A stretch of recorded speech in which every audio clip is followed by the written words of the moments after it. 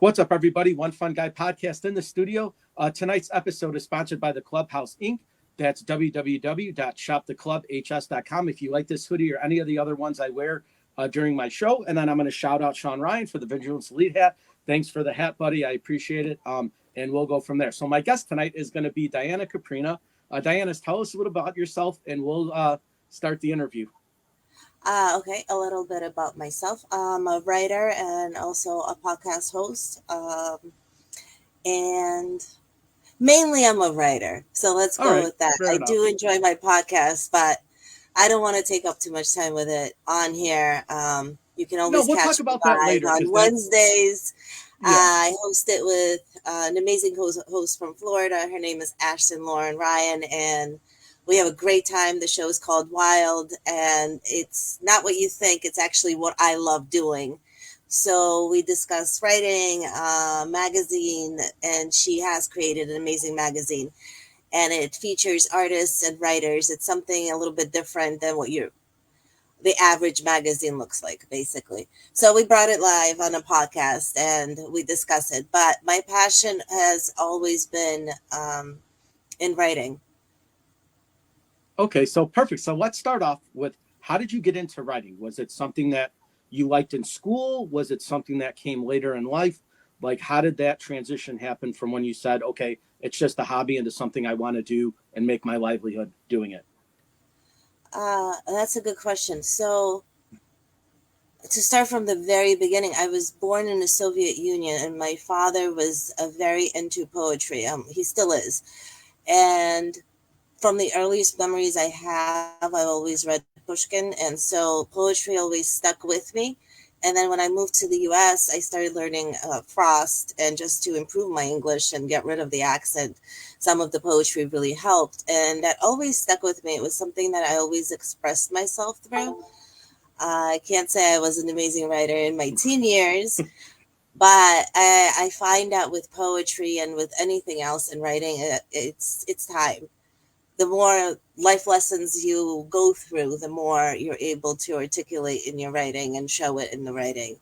But for me, it's always been just the voice that I've always had in my mind, in my head, and that I just needed to get it out on paper. And then I did suffer some trauma, so I stopped writing for a very long time. I didn't think I was going to pursue it at all. And it wasn't until I really started healing that I said, no, this is what I do. This is a part of me. So even if nobody reads it, it doesn't matter. This is just what I have to do. Sure. So now, you mentioned using past experiences into your writing and your poetry. Do you find your creative sense more doing that, or do you find it as you're writing, you kind of focus on what's happening in the moment? It's a little bit of both. A lot of my poetry I write basically on just regarding where I've been and how I got there. And my main mission ultimately is to write a memoir in a unique type of style where it's poetry and prose. So there will be a leading poem, and then there will be a description in the storyline of why I wrote that poem, basically. But again, in a prose storyline that takes you back, let's say, through the trauma, or it takes you back through the journey. And then there would be, at the end of the chapter, there would be a conclusive verse that says to the leader, okay, even though this was horrific that you just read, it's okay. Mm-hmm. There's still a guiding spirit that the end result, it will be okay. Okay. So who were some of your influences as you came from, Russia to the United States? I know you mentioned some of that. When you get to the States, do you find any poetry that particularly stands out to you? Or was it just something that you kind of like navigated through, going to a bookstore and seeing some stuff, or things that stick out? Just having my dad for being my dad, I guess that was a big influence, because he just introduced me to poets that I just had to read. It wasn't really a choice in the matter. It was more of a matter of fact. There's Frost, there's Dickinson, all the Dickinsons. Right. And obviously later it was Poe, but there was a lot of Frost. And in a sense, I will say that his enforcement of me memorizing poetry really helped me with my dyslexic mind. I still confuse words and I will never memorize verbatim. That's very difficult Okay. for me to do.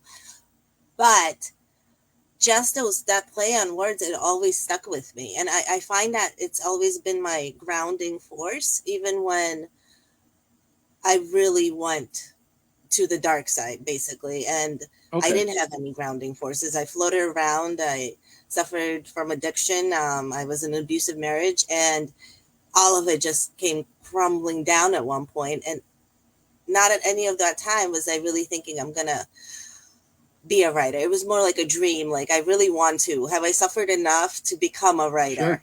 Right. That was always the question.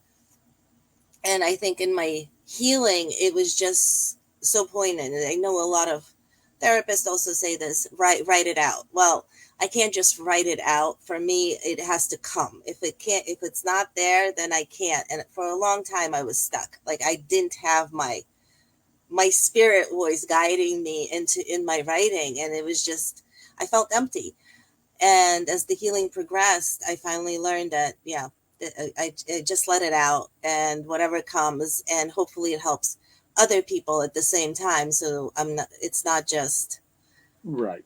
um, pointless, right? If you read it, hopefully it's real enough to affect the current day readers. Okay. Now, do you find it a little bit difficult to go dig into those past traumas, and as you're writing it down, is it more therapeutic or is it more getting away from your past? Well, no, in the beginning, it was very difficult. But as healing progresses, I think there's a point where a victim becomes a survivor. And when you're a survivor, you just want to talk about it. You can't really stop talking about it. You always bring it up. It's just something on your mind because you're like, whew, I made it. Look at me. I'm here. Yay. This is how I did it. You just want to share that with others because I know there's so many others struggling, and it doesn't have to be one or the other. The struggle can be about anything. I mean, there's so many people who have anxiety, who have depression, who sometimes Mhm. dissociate. Sometimes they need a grounding force. And for me, that's where I find my voice, I Sure. guess. Now, do you have a pen and paper with you pretty much all the time? So if something No, pops in your head, you write it down, or I did. I started something with my phone. So we have this relationship, me and my phone, okay, because it's always in my hands. And once it's in my hands, I can write and I can just type it and I can see it and I can reread it. And then at the same time, I can post it. So on my Facebook, what I did was basically create rough drafts of my poetry that's available for everybody, and they can see how I do the edits and where one poem transitions into another one. And I did that as a part of my branding because it's not like I woke up one day and I was like, now I'm an amazing writer. I still doubt myself. I don't think I'm as great as some people say I am, but who knows, um, it's all about right, how you perceive yourself. And for me, it's been a long road where I can finally say, yes, I'm a writer. I enjoy it. And I think I write well, right, that I am proud of it. So that's something. sure, Uh, and it's very gratifying, I guess, in a way, because I'm always testing my poems. I'm always posting them or I'm sharing them, and I'm really working with the feedback I get. And at the same time, I'm connecting with amazing writers and editors and so on. And I really just utilize. So that's how I have fun on social media. okay. So I only ask because I don't know if you're familiar with Stephen King, the Yeah, author, but he used to have nightmares and he would keep a pen and notepad by his bedside. So yeah, as he was dreaming, he would remember what his nightmares were about, and he would like write books, and that's how he would take these little notes, and they would come stories that he created yeah. with I've his. taken notes from my dreams too. Yeah, it helps. Okay. So the Right. only difference is I just go to my phone, I pull it out, I wake up, I Okay. write something, and it's a day progress, and it's something that, like I said, I think the best I can explain it is like if you're just scrolling through something and that's a stress relief. So for me, it's a stress relief to just whatever pops in here to just let it out and see what bites, what doesn't, and just really Sure. letting go of fear and just using my voice, I guess, just to say whatever's Yeah. on my mind without trying to fake it. As authentic as Sure. I can be, I guess. Yeah, absolutely. Do you happen to sketch stuff as you're writing, like little pictures to go with it, or do you have any? No, I regret it. I used to love to draw, but again, I went to elementary school in the Soviet Union, and during that time, I was in an art class, and I was told I drew poorly, and they didn't like it that I used my left hand to draw, so they used to smack it with a ruler, and I really haven't gone past that.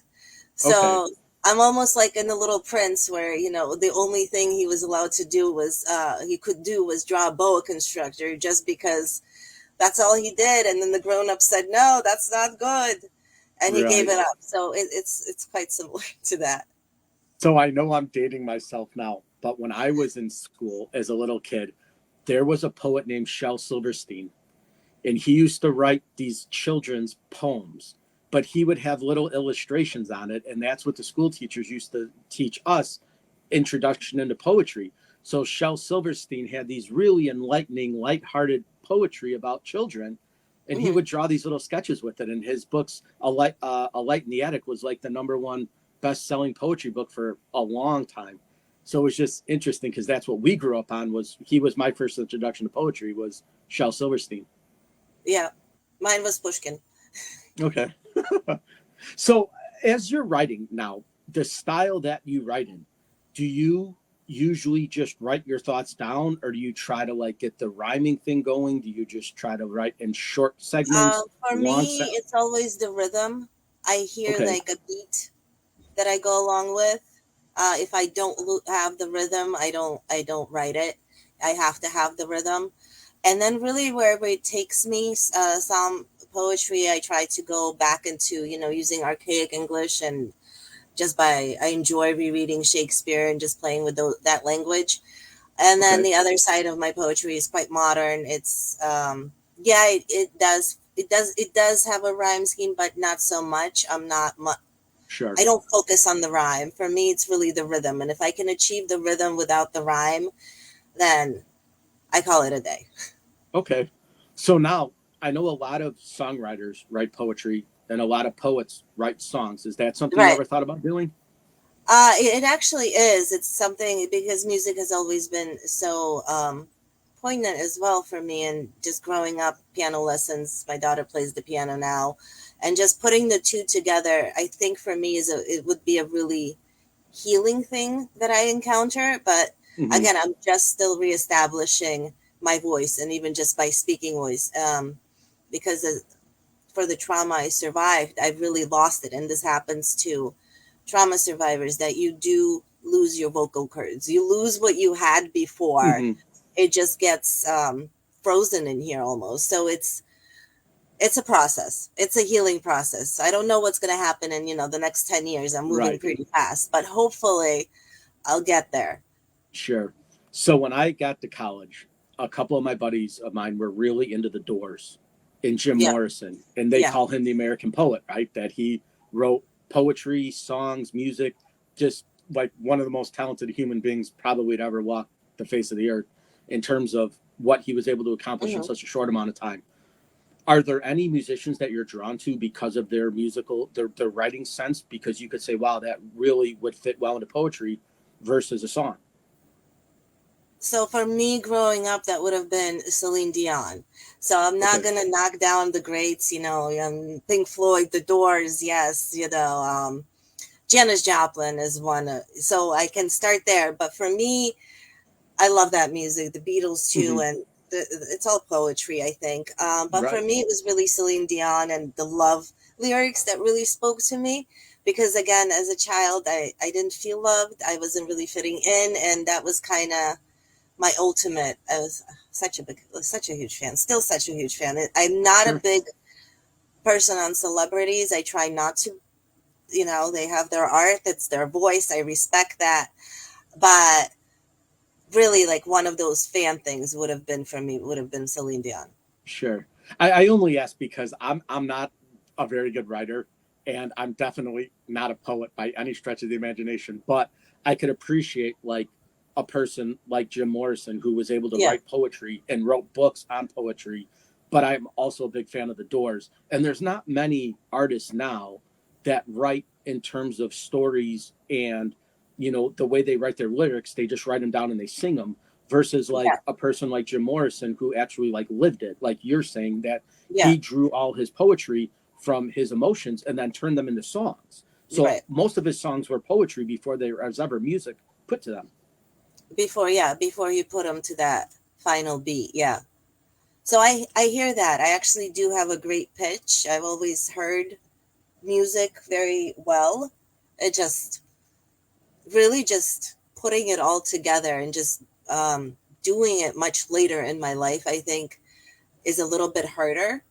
I wish that sometimes I wish that I didn't go through all that. Maybe I got more training in certain things, and then maybe I Mm-hmm. would be more fortunate. But at the same time, I think back to, well, I probably wouldn't be me, the person that is capable of even Right. writing such emotional pieces based on my personal experience and what that really meant to me.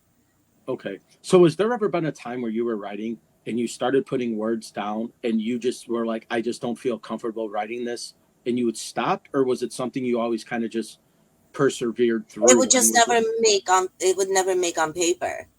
I'm very visual, so there's a lot that's happening in my brain, and I can start writing a poem, and within like a few seconds of going through what's going around in my head, I'm like, no, this is not good. So sometimes it just wouldn't even make it Okay. on the paper. All right. I'm Sounds good. Because very I know, I'm very, very strict with myself. I don't know. I'm a perfectionist within a sure. perfectionist that nobody sees.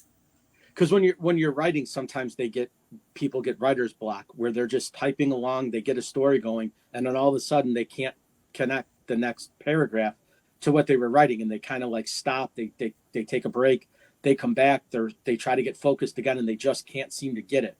And then a lot of times they just kind of put that off to the side. They start a new project, and then maybe a couple months, even a couple years, they'll go back to that and they'll say, okay, I'm going to pick up where I left off. I had the story going, and now they're able to finish it. Has that ever Yeah, that's happened with? yeah, that's a good description of what I really have been going through in the past year with just writing my memoir and the turns it took and where I went to and why I didn't start with writing poetry. I wanted to write the memoir and just write it. I didn't even think my poetic voice would come back until I started writing. And then I said, no, I want to take a break and I really want to interweave poetry into my memoir and really make it real like my diaries used to be. Um, I unfortunately only have one journal that remains, so it's been hard going back to those moments and really pulling those images out as I write. And I did take a break, and I ended up writing the poetry that I've been writing lately, and then now I'm putting the two together. Okay. So, Diana, real quick, let me ask you a question. From going to writing to going into like getting your stuff published and put out there, what's the process for that like? Is that something where you find a person that's going to distribute your work? Do you try to do it yourself? Do you like, how can you navigate us through when it's actually on paper and you're ready to say, okay, I want the world to see it? What's the process like from that point? Well, I think it really depends on the writer, what they're seeking, what type of publishing they want. There's so many different publishers, in especially the fact that nowadays people can self-publish, and that might be a good way to really start branding yourself as an author, as a writer. Because if you do want traditional publishing, you need to have branded yourself. And that means that your name or anything you're writing, you need to have a certain amount of followers. Usually it's over 500 up to at least over 1,000 people who are actually viewing your work or showing Mm-hmm. interest. And traditional publications are really seeking that. There's also non-traditional and traditional, almost like co-ops, that again they are great publishers, and they guide you through the process. And you do end up, I think there's a certain amount you pay into it as well. Um, Me, I'm very traditional.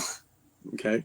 So that makes it even harder, especially as I'm working and I'm comparing myself to trying to write on the level of some of the greatest writers and be accepted by, Penguin Press or HarperCollins. Um, that I know is a challenging road. And I've knocked on many doors. I've had many rejections. I've had maybes. It's just going to happen. Hmm. And it's really just making those connections, really making yourself vulnerable and really putting yourself out there and really seeking that literary agent that can help. I mean, it's a long process. So really, if you believe your work deserves to have that publishing, I say do it, go for it, reach out, post your work, share your work in groups on social media as much as you can. Brand your name, so when someone Googles it, you have things that are appearing. Your writing is Right. appearing. And just go from there and keep writing, keep writing, keep writing until you have that final piece of work that you have read and reread and read again and are so proud of it that you know it deserves that notoriety.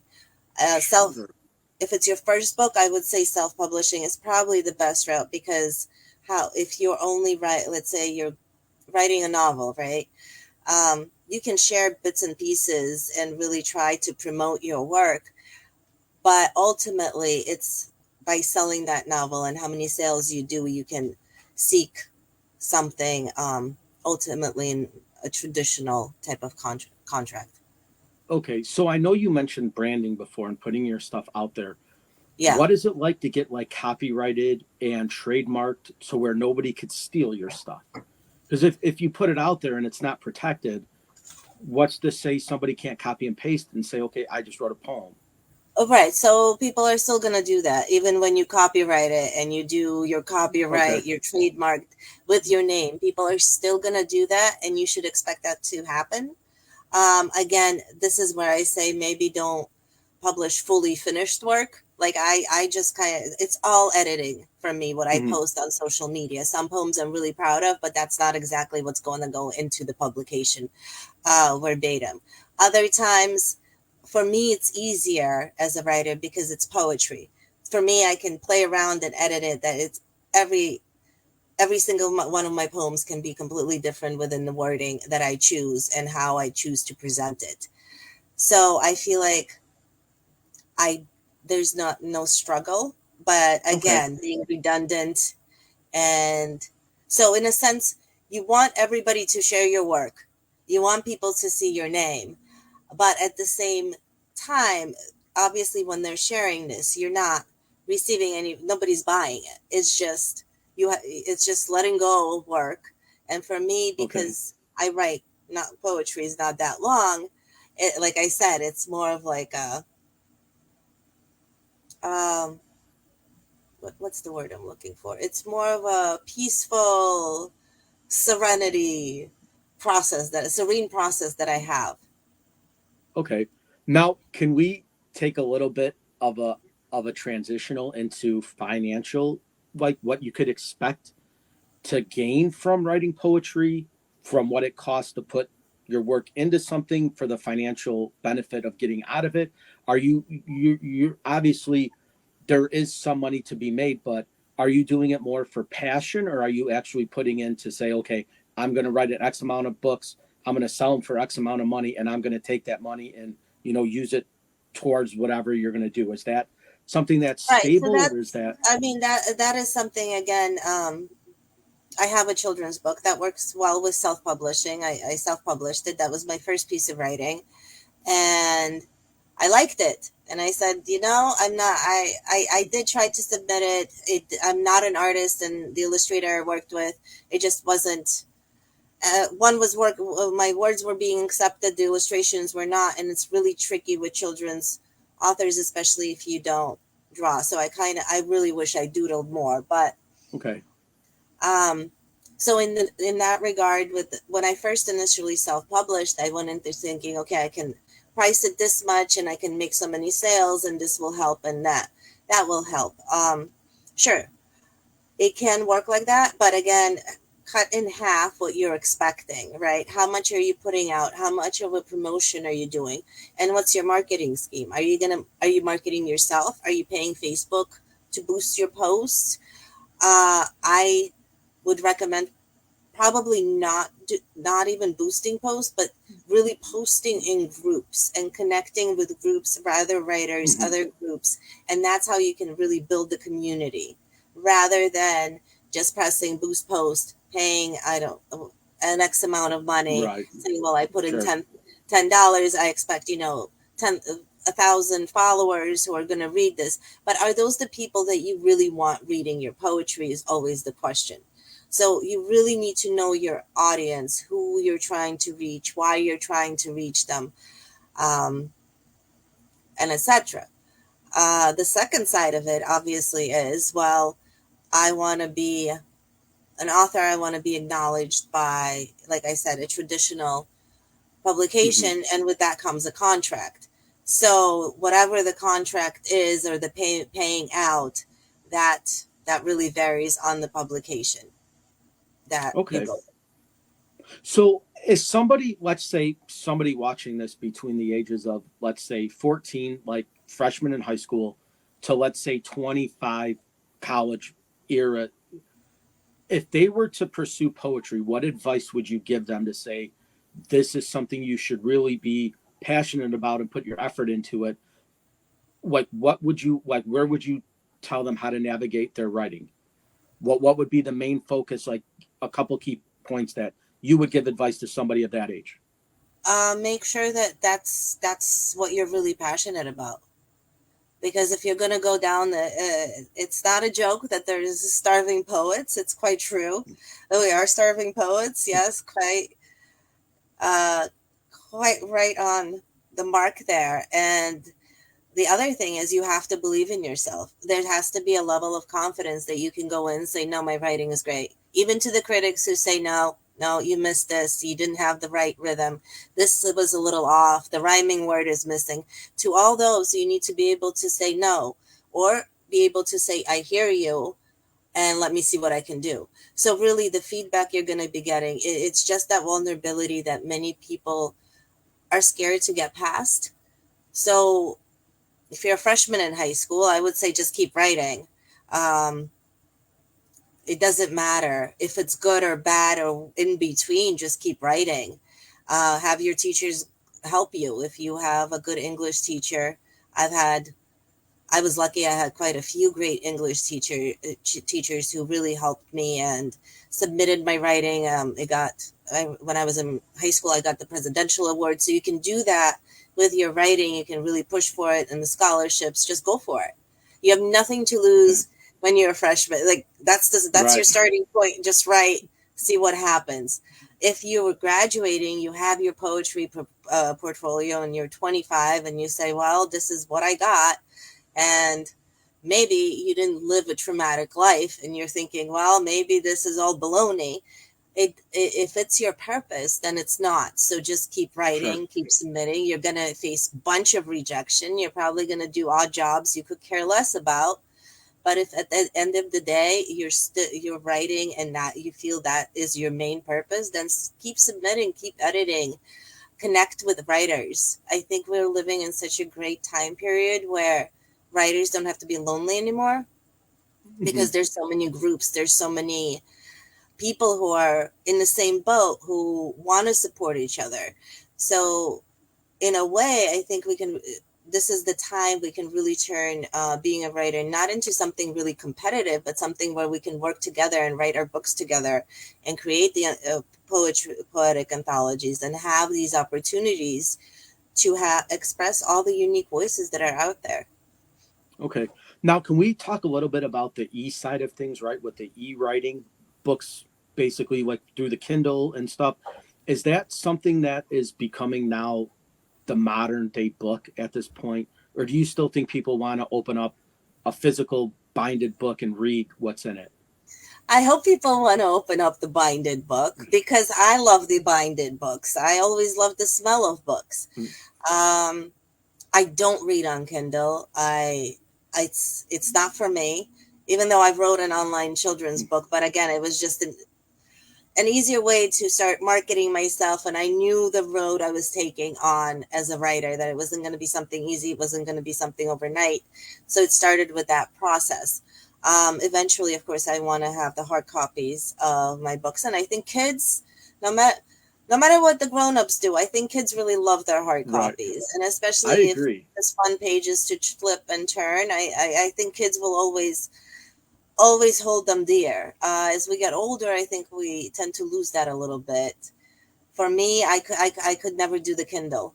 I can Okay. watch on the screen, but I can't read on the Right. screen. I don't enjoy it. So then moving into the next equation of that, what about the audiobooks, right? Where people read them to you. Is Yeah, I that don't enjoy some, that either. No, yeah. I have So to I read it. know, I have to right. find the So rhythm of the book. I I have to agree. hear the voice that needs to propel me into the I story right. of whatever I create in my mind. I can't. I feel the same way. Like there's just something about like going into a room, opening up a book, leaving everything on silent and just kind of reading like it's relaxing, Yeah, it's I therapeutic. make But notes in you books. yeah, but you have so many people now that the first thing they do is when they go to say Amazon, before you even get to see paperback, soft cover, hardcover is audiobook. It's like the first thing. It's like they push Yeah. almost like they want you to do that. Like they don't want you to buy the physical book anymore. They just want you to download it and then have somebody read it to you. I don't know. I know it's becoming popular because every book now has an audio version of it. But Somebody's as reading those anything, words. I would assume it is popular because there's a demand for it. So anything that Mm-hmm. has a demand is Correct. gonna beat out the old-fashioned ways, right? Sure. I don't know how many people are left who are really enjoying flipping through a book. Then again, some books are the print is so fine. What if you Mm-hmm. can't really see it? That's uncomfortable. What if you're at an age where you just want to hear someone read Right. to you?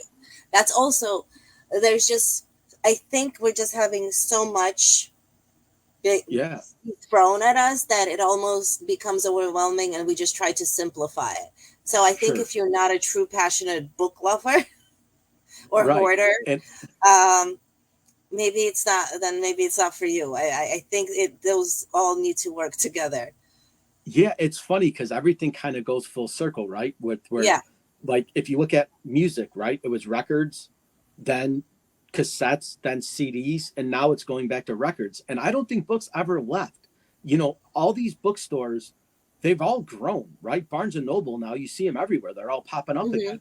So I think it's just that the trend now is just back to where people want simplicity again, and they just want to Yep. take an hour or two out of their day and read a few chapters of a book. Not that Yes. they're going to spend all day reading, 1,000-page book, but to knock out, 20 or 30 pages in a half an hour, 40 minutes is therapeutic, right? It's almost, there's something to be said about doing that. And Hmm. I think that, now people are going back to just the simplicity of things. Yeah. I mean, there's something I remember the time when uh, little bookstores were still popular, right? Sure. And they're coming back now. The mom and pop bookstores are like I think making they're their, really coming back. I think yeah, we're going to see more because at one point it was just such a corporate takeover over everything, and right. it didn't feel homey, it didn't feel artsy, and it Sure. didn't Right. feel as authentic. I love going to the library or I love going into a bookstore, and I am a Exactly. book hoarder, so I can't help myself. I will leave with a Right. book, and that will just, or maybe a few. I don't know if I'll read all of them, but I will definitely skim through and read or go back, Yeah. and And who I've knows? noticed now, I in the area that I live in Illinois, a lot of coffee houses now are starting to put books on the tables again, right? So if you're sitting Yes. there, having a coffee, you see, oh, what's this? And you just pick it up and you start reading a few pages of it. And it just might catch your attention, right? It doesn't have to be, you're obviously not going to read the entire book while you're having No. a 20-minute cup of coffee, but at least if it enlightens you to the fact of like, hey, what is this? Or if Versus you really not having enjoyed like anything there.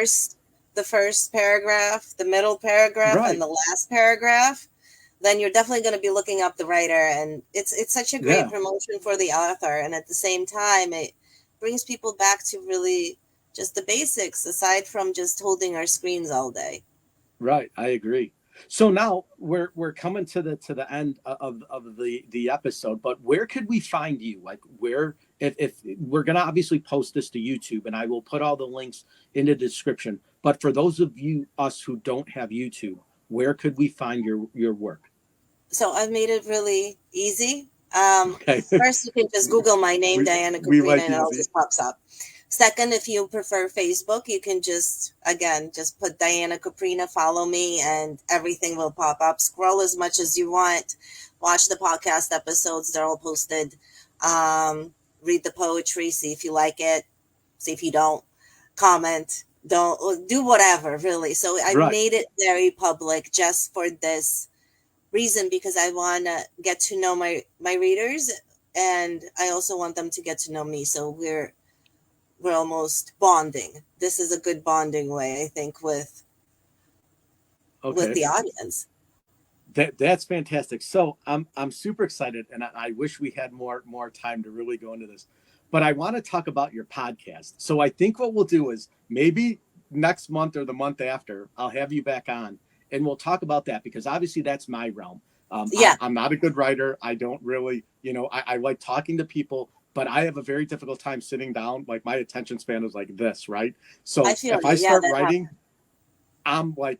I'm 1,000 different miles away if I start writing something down, everything else. But for podcasting, I could sit here and talk to somebody for 2 hours and not have any issues doing that. So I want to get into how you got into podcasting and we'll talk about that because it's a very unique thing. And I know a lot of people want to have a podcast and they want it to do it, be successful. But after a few episodes, they find themselves just giving up and like saying, I'm not going to be able to do this. I just can't, it's not my thing. I tried it and you're pretty successful at podcasting.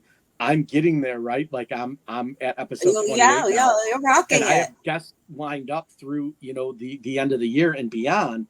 So I just wanted to kind of pick your brain about how you started, what made you want to do it, and then how you use your writing aspect to talk about writing and doing other things in your podcast, which is very like unique to what I'm doing because I'm trying to find different walks of life to be on my podcast as opposed to just having what I know. Like I want to Yeah. get out of my norm. And you Hmm. are like a perfect guest because I'm not a poet. I don't really read poetry. I don't, but talking to you has kind of like made me want to get back into it, right? Like go and Well, read read some some of stuff my that poems, see I if you have. like them. I Maybe absolutely will the for more sure. modern ones, maybe not so much the old English ones. Sure, I love absolutely. playing with old English. I really do. I've just been reading Macbeth and Shakespeare Right. and Midsummer's. I'm a bit of a nerd, I will admit. Hey, So again, for writers, if you feel we what I'm saying and this really resonates with you, then yeah. I'm sorry to say for the rest of your life you'll be writing. If it Yeah, and doesn't this is resonate with you, then right. And this is do great because podcasting, like some something of the is great something. like some of the greatest painters people don't realize were also writers. They were poets. They were, and again, I know it's more Americanized, but like Andy Warhol's a great example, right? Like Andy Warhol wrote poetry. He created magnificent art. He was kind of out there, very flamboyant, very charismatic, but his writing goes to the wayside because most people recognize him for his art. But Andy Hmm. Warhol was a fantastic writer as well. Well, I think that comes with the fact that we're just visual people Mm-hmm. because I visualize what I'm writing and then I put it in my writing. And I wish I didn't have that little childhood trauma where I can't get past and say, okay, now start drawing. Like I can't, I don't, I need Right. to, Sure. I don't know. It was spanked out of me. Uh, so maybe my next greatest piece will be like The Little Prince, where I write a story about how Hey, I can't draw. let's hope. So, guys, if you're watching this and you're part of my audience, please follow Diana. She's awesome. That's how I found her on Facebook. I was in actually a podcasting group and I came across her and I sent her a message. So, networking is very important, guys. So, if you're trying to reach out and expand your horizons on different things, don't be afraid to reach out and talk to somebody, right? Yes, they're strangers, but through a couple quick conversations, it would just be like bumping elbows with somebody at a restaurant, right? You bump into them, you say, "Oh, excuse me. Oh, sorry about that. Hey, I like this or I like that," and you start talking to somebody. It's the same thing on social media. So don't be afraid to reach out. Yeah, And that's definitely. what I did with Diana. And I was like, I was impressed with her stuff. I liked her podcast. That got me into the poetry side of things. I started following her page. We started talking. I was like, hey, would you want to be a guest on my podcast? She's like, yeah, I'd love to. I was like, fantastic, because this is what it's all about, right? This is how we grow and expand our thought processes. And I love doing it. So I'm always excited to It's find such a new great guests. way to connect. You never know who you're going to Absolutely. connect with and why. But I feel like everybody I've connected with, especially through podcasting, it's just been amazing. It's just such a, you create the supportive community, and Right. isn't that what we're all kind of looking for? And That's it. it's so Right. much harder to leave your house and find these people, Yeah. but somehow on social media it really Right. works like attract like, and it just keeps pulling and Yeah. pulling in. And I love meeting new people, right? Like I love hearing their stories and what they like doing and what, makes their mind think. That's what I get excited about, right? Like finding somebody to say, hey, listen, I'm not really familiar with this, but talk to me about it. Like introduce me into your world, like bring me Mhm. into what you're doing. And then I get excited about that. Like I love meeting people. I like hearing their backstories, and I like hearing what people are passionate about, whether it's anything from music to sports to writing to, to anything. I just like hearing what people get excited about. Like I get excited about podcasting and like talking to other people. And some people get excited about, athletics, or what they're Yeah. doing with their work or their job, or and that excites me. So I like the energy and the positivity off of people that get excited talking about what they're happy about, because that's how we introduce people into the world, right? So all of my viewers who might have never come across your stuff, now they have that opportunity to do that. This might open up a whole new world for them. So as they follow me, now they're linked to you. So you Yep. might come across one of my followers that really likes what you're doing, and they might get in touch with you, right? So that's what it's all about. And vice versa, right? Exactly. I mean, I have a pretty, unique podcast, but it's not anything spectacular. One day I hope it is, right? I hope it grows to that point. But for right Right. now, I'm just having fun, right? This is exciting for me. And It's a good taking, little adrenaline rush. I yeah, feel like, especially for us who are a little bit neurodivergent, have a little bit slight ADHD, hyper focused a little bit. It's just such a fun yeah, this is, release, and yeah. And I can I talk love to the anybody, fact that I right? don't have So, to leave my house to do. right. And I don't mind doing that, right? Like I can go into any social setting, find somebody, talk to them, make a new friend. And my wife always says, she's like, I don't know how you do it. She's like, you can find a friend anywhere. She's like, Yeah, you go to the, we go on vacation, you're in the middle of the ocean and you manage to find somebody to talk to. How do you do it? And I was like, I don't know. I just like talking to people. I interact. I figure, why not say something? If the worst they could do is ignore me, right? They don't have to engage with exactly. me at all. I could say, hey, how's the weather? How, first time here. And they don't say a word to me. I'm fine with that. But if I don't at least say something, I feel like the opportunity's lost. And I've always been that way. I'd rather ask somebody and be told no than to wonder, oh man, I wonder what would have happened if I would have just said, hey, this or this. So now Hmm. I do it, right? So that's my attitude, right? I will ask, and if they say that's not my thing, no, I could accept no for an answer, but I can't accept not knowing what would have been or could have been Yes, because I didn't know. yes. That's And exactly so that's that. I can't. right, I always had a hard time with rejection or just hearing no, but I finally learned that that's okay. No is fine. It's just right. the not knowing. What if they would That's have the said biggest yes? What thing, if they said that yes, we'll do it, or right? we'll be there, Yeah, we'll support you. And sometimes, support is free. You can support someone right. completely for free. Just jump on their Yeah, podcast or like their thing on social media, and that yeah. that And goes far. it's one of the right, and it's one of the things now, and it's never bothered me before. But I just don't like listening to people's stories when they're like, "Oh, I wish when I met this person I would have asked them, or I should have asked them." And it was like, "Then why didn't you? If you're dwelling about it now, and it mattered that much to you now, why didn't you just take the 30 seconds? Well, I was nervous, I was scared, I didn't know what to say, I was awkward." But we all are, right? They don't know what to expect on their end, right? You go up to a mega celebrity, they have everything in the world. All you are is to them as a person, but they're also a person too, right? So they might Exactly. have wealth and riches, but they're just a human like we are. And if you don't interact with them and you don't ask, you'll never know. And so that's my Exactly. philosophy is like, I'd rather be told, yeah, I'm not really into that, or I'm not going to do that for you, or whatever. Fine, I could accept that. But I can't accept driving home and saying, I wish I would have said this to them, or I Right. wish I But would I have was asked so them, right? scared, That right? irritate, right? So that will never, and I make it a point now to make that never happen again, right? I don't care if you're a celebrity, I don't care if you're an athlete, if you're a professional, you're a person, right? And if you don't want to have a conversation with me, that's fine.